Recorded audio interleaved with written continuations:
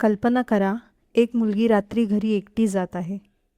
तिच्या मागे एक संशयास्पद माणूस लागला आहे.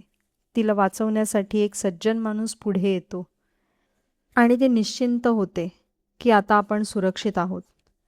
पण त्या रात्री तिच्या नशिबात काहीतरी वेगळंच लिहिलेलं असतं.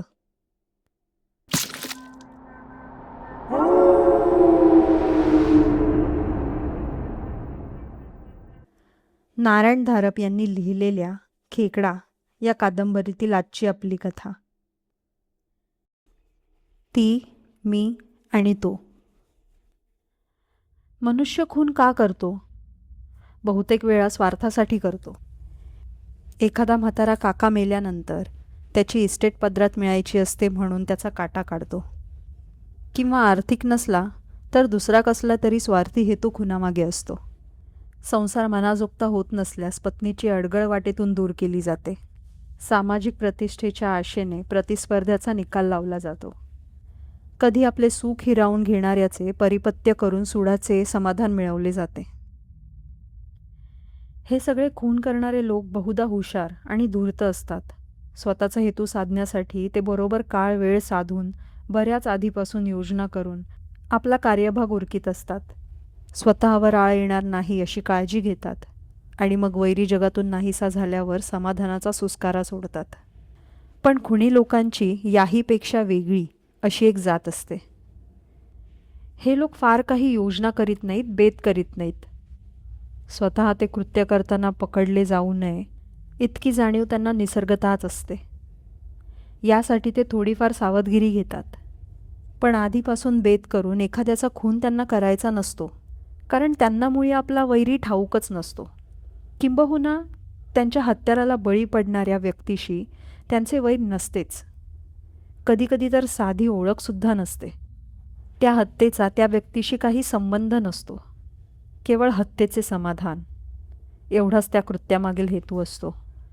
असे खून करणारे खुनी हे एका परीने माथेफिरूच म्हटले पाहिजेत. तसे ते एरवी अगदी निरुपद्रवी आणि समंजस वाटतात. आपल्या हातातून घडणाऱ्या कृत्यांबद्दल त्यांना शिसारी असते. परंतु नको असलेला आजार ज्याप्रमाणे हतबल करतो, याप्रमाणे अधूनमधून येणाऱ्या लहरींपुढे ते अगदी असहाय्य असतात. एकदा का अशी लहर आली की ते जणू भ्रमिष्ट होऊन जातात. त्यांचे सगळे व्यक्तिमत्व बदलून जाते. आपण काय करीत आहोत याचे भानच हरपते आणि मग ही माथेफिरू भ्रमिष्ट माणसे केवळ हत्येच्या समाधानासाठी हत्यार उचलतात. काल परवाचीच गोष्ट. मी पार्कमध्ये बसलो होतो. सूर्यास्त होऊन गेला होता. आकाशातले सगळे नयनरम्य रंग पुसले गेले होते आणि तिथे हळूहळू एक करडी छटा पसरू लागली होती. पार्कमधील हिरवळसुद्धा धुरकट दिसू लागली होती आणि दूरवरची झाडांची राई तर अगदीच गर्द दिसत होती. काळोखाबरोबरच हळूहळू धुकेही तरंगत येत होते. अदलामधला देखावा पुसला जात होता आणि त्याला एकंदरीतच एक गूढ अमानुष कळा चढली होती. मी आपला हातातला पेपर उलटसुलट फिरवीत वाचलेल्या त्याच बातम्या परत परत चाळीत होतो. आजच्या पेपरमध्ये एक बातमी अगदी ठळक अक्षरात छापलेली होती.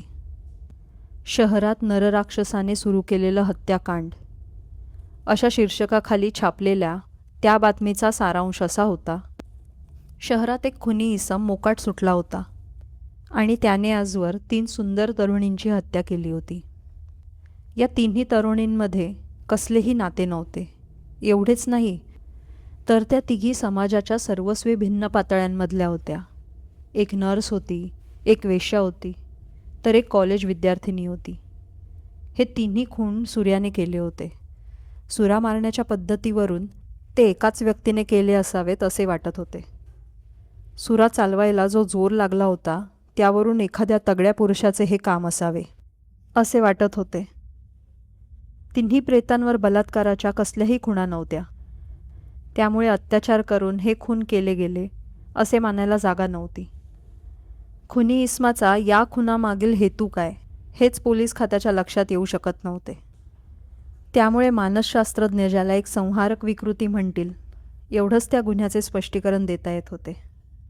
लहर, एक क्षणिक लहर, सुंदर तरुणी दिसताच मनात निर्माण होणारी एक विकृत भावना. पार्कमधील बहुतेक माणसे निघून गेली होती. दिवसभराची मुलांची गजबज अगदी बंद पडली होती. पार्कमधले कारंजेसुद्धा बंद झाले होते. बँड थांबला होता. दिवसभर हसणाऱ्या खेळणाऱ्या त्या पार्कला आता स्मशानकाळ आली होती. हवेतील थंडीही वाढू लागली होती. माझ्याखेरीज फक्त आणखी एकच मनुष्य तिथल्या बाकावर बसला होता.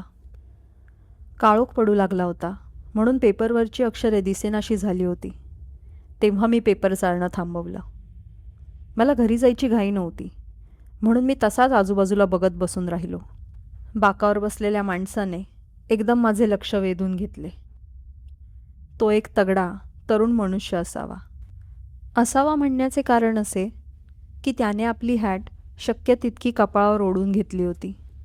त्यामुळे त्याचा चेहरा नीट दिसत नव्हता खरा, पण तो कुणाच्या लक्षात येऊ नये म्हणून जर त्याने असे केले असेल तर तो मोठासा शहाणपणा नव्हता, कारण त्या हॅटमुळे त्याच्याकडे कुणाचेही लक्ष चटकन वेधले असते. एकतर आपल्याकडे फार थोडे लोक हॅट वापरतात आणि दुसरे म्हणजे वापरली तरी ती उन्हासाठी वापरतात. रात्री अपरात्री घालून फिरत नाहीत. त्याच्या अंगावरही जाड लांब कोट होता. त्याची कॉलर देखील त्याने शक्य तेवढी वर खेचून घेतली होती. मधून मधून तो सिगारेट पेटवित होता. तेव्हा त्याच्या चेहऱ्यावर प्रकाश पडत असे, पण इतक्या अंतरावरून त्याचा चेहरा दिसणे शक्य नव्हते. पार्कमधले दिवे लागले, पण त्यांचा प्रकाश फार मंद होता. शिवाय माझ्या बाकाच्या जवळ दिवा नव्हता, नाहीतर मी पुन्हा पेपर वाचू लागलो असतो. अर्थात मी आजूबाजूला पाहतच बसून राहिलो. झाडांमध्ये पाखरे फडफडू लागली. एका रिकाम्या बाकावर एक तरुणी येऊन बसली. ती तरुणी सुंदर असावी, निदान आकर्षक तरी असावी. तिच्या बाकाजवळ दिवा जळत असावा. त्याच्या प्रकाशात तिची आकृती देखणी दिसत होती. रूप अगदी स्पष्टपणे कळत नव्हते, पण वर्ण गोरा होता आणि शरीरयष्टी नाजूक पण मोहक होती. हॅटवाल्या माणसाने मान वर उचलून तिच्याकडे पाहिले. क्षणभर तो तिच्याकडे पाहतच राहिला. मग त्याला मी तिथे असल्याची जाणीव झाली असावी. क्षणभर तिने माझ्याकडे पाहिले आणि मग माझेही त्याच्याकडे लक्ष आहे हे ध्यानात येताच तो दुसरीकडे पाहू लागला. त्या मुलीच्या हातात पर्स होती. ती बहुधा नोकरी करणारी मुलगी असावी. पण मग इतक्या उशिरा ती पार्कमध्ये काय करत होती? घरी कोणी तिची वाट पाहणारे नव्हते की काय? आणि समजा नसेल तरी इतक्या उशिरा अशा ठिकाणी येऊन बसणे धोक्याचे नव्हते का? आजच्या पेपरमधील ती बातमी हिने वाचलेली दिसत नसावी. त्या बातमीत शेवटी असा स्पष्ट इशारा दिलेला होता की तरुण मुलींनी आता संध्याकाळी उशिरापर्यंत बाहेर राहणे धोक्याचे आहे. तिने पर्स उचलली. तिच्यातले एक पत्र बाहेर काढले. ते फारच चुरगळलेलं असावं, कारण ते पुन्हा सरळ करायला तिला बरेच प्रयास पडले. पत्र सरळ करून ती दिव्याच्या मंद प्रकाशात वाचू लागली. पत्र वाचता वाचता ती हातातल्या छोट्या रुमालाने अधूनमधून डोळे पुशीत होती. त्या अर्थी त्या पत्रातल्या मजकुराने तिला दुःख होत असावे, आणि तरीही का कोण जाणे ती ते पत्र वाचित होती. पुन्हा पुन्हा वाचित असावी, कारण ते एवढेसे पत्र तिच्यासमोर कितीतरी वेळ होते. तिची अवस्था आता माझ्या लक्षात येऊन चुकली होती. तिच्या मनाला यातना देणारे पण अत्यंत जिव्हाळ्याचे असे ते पत्र असावे. बहुधा तिचे प्रेम संपुष्टात आले असावे किंवा तसेच काहीतरी. त्यामुळे ती पत्र वाचण्यासाठी इथे अशी आडबाजूला येऊन बसली असावी. शोक करून मनातल्या दुःखाला थोडी वाट करून द्यावी यासाठी. जिथे अश्रू पाहून चौकशी करायला कुणी परिचित नसतील अशा ठिकाणी, निसर्गाच्या सानिध्यात, मनाला थोडे शांत वाटावे म्हणून. स्वतःच्या दुःखामुळेच साहजिकपणे तिला या अशा कातरवेळी इथे येण्याचा धोका जाणवला नसावा. तो हॅटवाला गृहस्थ तिची प्रत्येक हालचाल निहाळीत होता. मधून मधून त्याचा हात कोटाच्या खिशात जात होता. आता काळोख चांगलाच पडला होता. दूरवरून एखाद्या कुत्र्याचे विव्हळणे ऐकू येत होते. बाकी सारे शांत होते. हळूहळू पूर्व दिशेला प्रकाश दिसू लागला. त्यामुळे पार्कमधील दिवे अधिकच मंद वाटू लागले. आता चंद्रोदय जवळ आला होता. असे म्हणतात की भ्रमिष्ट मेंदूवर चंद्राचा अधिकच वाईट परिणाम होतो. हॅटवाला गृहस्थ अस्वस्थपणे माझ्याकडे पाहत होता. पण तो किंवा ती तरुणी पार्कमधून उठेपर्यंत मी माझ्या जागेवरून उठणार नव्हतो. ती तरुणी मात्र आपल्याच दुःखात बुडून गेल्यासारखी बसून राहिली होती. आम्हा दोघांकडे तिचे लक्ष नव्हते. एकवार तिने उजळलेल्या पूर्व दिशेकडे पाहिले आणि पुन्हा ती डोळे टिपू लागली. माझ्याच्याने राहावे ना. मी खिशातून फाउंटन पेन काढले. त्यात लाल शाई होती. त्या पेनने मी पेपरमधल्या बातमीभोवती एक तांबडा चौकोन काढला.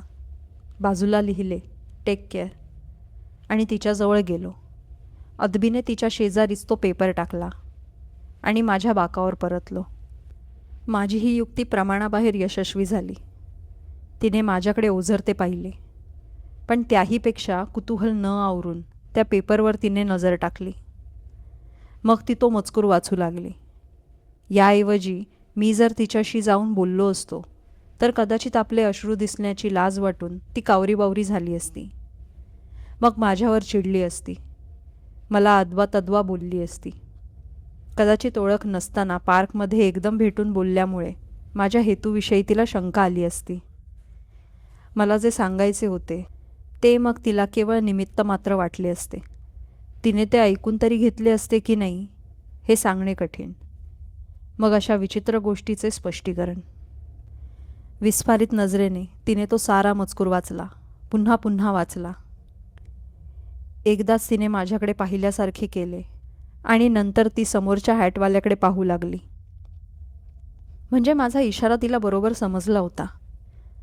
चकित नजरेने ती त्याच्याकडे पाहत राहिली. त्याने शांतपणे खिशातून सिगरेट काढली आणि शिलकावली. तिने इकडे तिकडे पाहिले. पुन्हा ती त्याच्याकडे पाहू लागली. त्याने कोटाच्या खिशात हात घातला, आगपेटी ठेवली, इतर वस्तू चाचपल्यासारखे केले. हे सारे करताना तो तिच्याकडे पाहतच होता. आता मात्र ती घाबरल्यासारखी दिसू लागली. सगळीकडे मान वळवून तिने कुठे कोणी दिसते का हे पाहिले. जवळपास चिटपाखरूही नव्हते. फक्त ती, मी आणि तो. होता होता चंद्रोदय झाला. पार्कमधील हिरवळ राखेसारखी दिसू लागली. चंद्रप्रकाशात त्या इमारतीची काळी आकृती अधिकच गूढ आणि प्रचंड भासू लागली. त्याची नजर अजूनही तिच्याकडे रोखलेलीच होती. आता मात्र ती चांगलीच घाबरली असावी, कारण तिने आपले सामान गोळा केले आणि ती उठून उभी राहिली. तत्क्षणी तोही उठून उभा राहिला. क्षणभर तिचा गोंधळ उडालेला दिसला. काय करावे हे तिला सुचेना. तोही जागचा हलत नव्हता. नवीन सिगारेट काढून आधीच्या सिगारेटवरती पेटवीत तो एकाच जागी स्थिर उभा होता.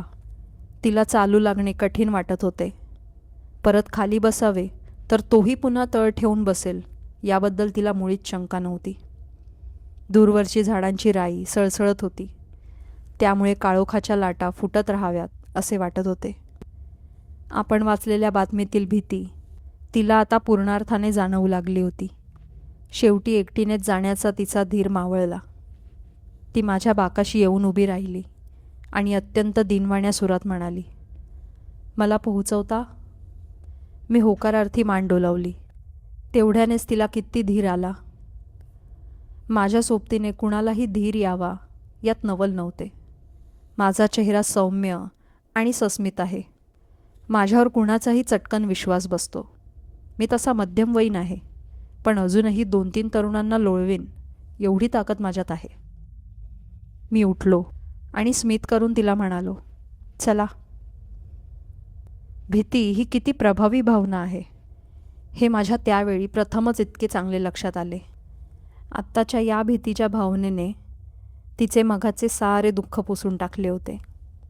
तिच्या साऱ्या आयुष्याशी निगडीत असलेले ते दुःख आणि ते पत्र ती या क्षणी साफ विसरून गेली होती. आता फक्त तिला हे क्षणच महत्त्वाचे वाटत होते. पार्कमधून बाहेर पडणे आणि सुखरूप घरी जाणे या घटनेला एकदम प्रचंड महत्त्व प्राप्त झाले होते. अगदी शक्यतेच्या कोटीतले. ती बातमी जर तिच्या नजरेला पडली नसती तर अजूनही ती त्या दुःखाला कवटाळून बसली असती. त्या दुःखापेक्षा मरण बरे असे खुळ्यासारखे म्हटली असती. पण आता तिला मरणातले दुःख दिसू लागले होते. भीतीने तिचा चेहरा आक्रसला होता. श्वासोच्छ्वास जोराने चालला होता. तोंडातून शब्द नीट फुटत नव्हता. पण तरीही आई त्यावेळी माझी सोबत मिळाली याविषयी तिला थोडे समाधान वाटत होते. मी आपण होऊन जाऊन तिला तो इशारा दिला याविषयी कृतज्ञता वाटत होती. माझी सहानुभूती ओळखूनच ती माझ्या आसऱ्याला आली होती. आम्ही दोघेही पार्कच्या बाहेर पडलो. मी खांद्यावरून वळून पाहिले. तो देखील निघाला होता. तिलाही ते जाणवले, कारण तिच्या तोंडून स असा उद्गार निघाला. मी मुद्दामच थांबलो. तीही थांबली. तो देखील थांबला. खिशातून काहीतरी पडल्याचा बहाणा करीत, इकडे तिकडे शोधल्यासारखे दाखवीत, मग मात्र आम्ही चालू लागलो. आमच्या मागे थोडे अंतर राखून तोही चालू लागला. पार्कच्या बाहेर कुणीही नव्हते. सहसा असे नसते, पण आज कुणीही नव्हते. पोलीस नव्हता यात काही आश्चर्य नव्हते, पण भिकारी, जुगारी असेही कुणी नव्हते. बाहेर पडताच आम्ही डावीकडून चालू लागलो. तो इसम बहुधा उजवीकडे वळणार नाही असे आम्हाला वाटत होते. तसेच झाले. त्याने आमच्या पाठीमागे येणे चालूच ठेवले. डांबरी रस्त्यावर त्याच्या बुटांचा टाप टाप आवाज केवढा मोठा वाटत होता. ती माझ्याबरोबर चालत होती, तरी भीतीने थरथरतच होती. हवेतील थंडी वाढत होती. तिचे दातही वाजू लागले. त्याच्या बुटांच्या प्रत्येक नादाबरोबर ती दचकत होती. असहायपणे माझ्याकडे पाहत होती. माझ्या शक्तीवर तिचा विश्वास होता, पण तरीही पाठलाग करणाऱ्या माणसाचे काही एक अमानवी भय तिला वाटत असावे. मध्येच ती माझ्या अगदी जवळून चालू लागे. माझे परकेपण लक्षात येताच दूर होई. ती सुंदर होती यात शंकाच नाही. भीतीच्या अशुभ सावली खालूनही तिचा चेहरा मोहक वाटत होता. केस विस्कडलेले होते आणि त्यांच्या बटा कपाळावर लोळत होत्या. चंद्र वाटभर आमच्या बरोबर होता. मध्ये मध्ये तो ढगांतून बाहेर पडत होता, तेव्हा तिच्या केसांवर एक हलकी रेशमी तुकतुकी येत होती. खांद्याला लटकवलेली तिची पर्स तिच्या धापापणाऱ्या जीवासारखी वर खाली होत होती. आणि पाठीमागे तो न थांबणारा आवाज, टाप टाप टाप टाप. तिला धीर यावा म्हणून मी थोडेफार बोलत होतो. तीही मधून मधून उत्तरे देत होती. तिने सांगितले की तिचे घर माझ्या घराच्याही पुढे होते. रस्त्यावर एकही टॅक्सी नव्हती. मध्येच एखादी प्रायव्हेट गाडी जाई, पण रस्ता निर्मनुष्य असल्यामुळे ती इतकी जोरात जाई की तिला थांबवणे अशक्य होते. सबंध रस्ताभर आम्ही तिघेच होतो, ती, मी आणि तो. रस्त्यावरचे एखादे कुत्रे मध्येच जागे होऊन भुंकू लागे. या पलीकडे कसलाही आवाज नव्हता. आमच्या चपलांचा आवाज आणि पाठीमागे टाप टाप टाप टाप. भीतीमुळे तिच्याने चालवत नव्हते, तरीही तिचा वेग अधिकाधिक वाढत होता. आम्ही वेग वाढविला की त्याचाही वेग वाढत होता. आता तो मुळीच थांबत नव्हता, सिगारेट शिलगावण्यापुरता देखील. चंद्रप्रकाशात रस्ता अजगरासारखा पसरला होता. नेहमीच्या ओळखीच्या वस्तूंनाही करडे, काळे, भीषण आकार आले होते. तिच्या तोंडून भीतीने शब्द फुटत नव्हता. मी मधून मधून हात बगलेत धरून ऊब आणण्याचा प्रयत्न करीत होतो. एक मात्र खरे, त्याच्या आमच्यातले ठराविक अंतर कायम होते. त्याहून जवळ येण्याचा प्रयत्न तो करीत नव्हता. होता होता माझे घर आले. मी पोहोचवायला आलो असतो, तरीही ती पुढे जायला नाखुश होती. ती माझ्याबरोबर वर आली. माझ्या इमारतीत आम्ही येताच बुटांचा आवाज अर्थातच बंद झाला. असे वाटले की जसा तो युगानुयुगे येत होता. दार उघडताच ती खुर्चीत कोसळली. विलक्षण ताण पडल्याने तिला थकवा आला होता. एवढ्या थंडीत तिचा चेहरा घामाने डबडबला होता. पाणी, तिने कसेबसे पाणी मागितले. मी तिला पाणी आणून दिले आणि चहा ठेवायला घरात गेलो. माझी नजर खिडकीतून बाहेर गेली. निळाशार आकाशात मोठे वाटोळे चंद्रबिंब उगवले होते. ते झगझगत होते, लहान मोठे होत होते. मी बाहेर आलो. ती मोठ्याने किंचाळली. दार धाडदिशी उघडले गेले. दारात तो उभा होता. त्याच्या तोंडातली पोलिसाची शिट्टी कर्कश वाजली. एकदा, दोनदा, तीनदा, आणि माझ्या हातातला सुरा खाली गळून पडला. अशाच रहस्यमय कथा ऐकण्यासाठी चॅनलला सबस्क्राईब करा, लाईक करा, कमेंट करा आणि शेअर करायला विसरू नका.